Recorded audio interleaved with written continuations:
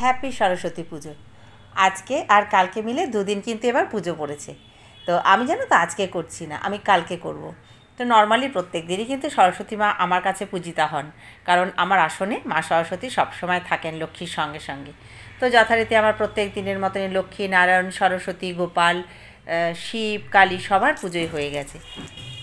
তবে আজকে যেহেতু রোববার, ছুটির দিন, তো ব্রেকফাস্টটা কিন্তু একটু অন্যরকমই করতে হবে। তাই জন্য আজকে একটু লুচি আর সাদা আলুর তরকারি করছি।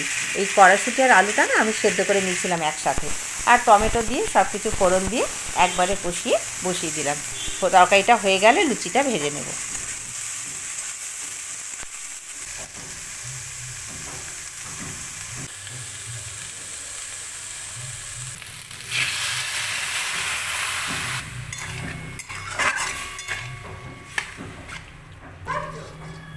লুচি আর আলুর তরকারি করছি।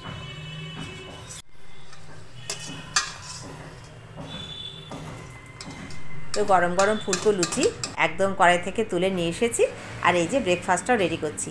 আর এই দেখো ফিরনি, আমার ভাইয়ের বউ জানো তো অঙ্কিতার বার্থডেতে স্পেশালভাবে এটা বানিয়ে এনেছিল। ফ্রিজে ছিল, তো মেয়ে তো অফিসে যায় বলে সবসময় খাওয়া হয়ে ওঠে না, তো ফ্রিজ থেকে বার করে আজকে আবার আমি ওকে দিচ্ছি। খুব প্রিয় ওর এই খাবারটা।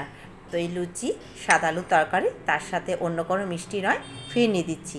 দুই মেয়েকে দিয়ে নিই, তারপরে যদি অবশিষ্ট থাকে আমি আর অমিত খাবো।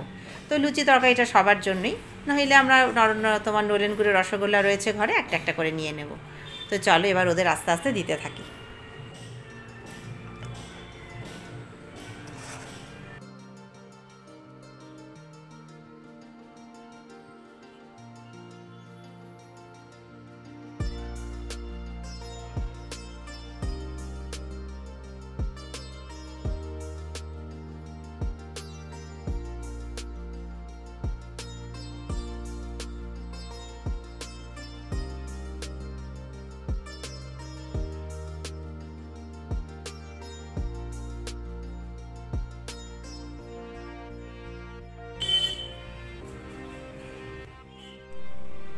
আর এই ফিরনিটা খেতে এত ভালো লাগে, রান্না করাটা কিন্তু বেশ চাপের, তবু যে ওকে ভালোবেসে পাঠায় এটাই অনেক।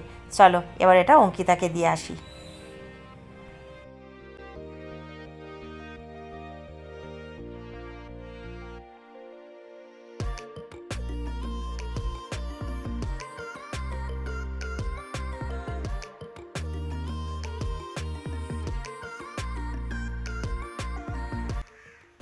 আমার মনে হয় জানো তো, আগামীকাল মানে সোমবার বেশিরভাগ জায়গায় সরস্বতী পুজোটা হবে। কারণ রাস্তাতে না অন্যান্য বছর প্রচুর ছেলেমেয়েরা সাজুগুজু করে নতুন নতুন হলুদ হলুদ শাড়ি পরে আমার এখান দিয়ে যায়।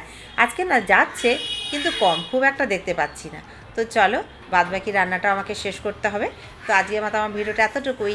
টাটা, হ্যাপি সরস্বতী পুজো।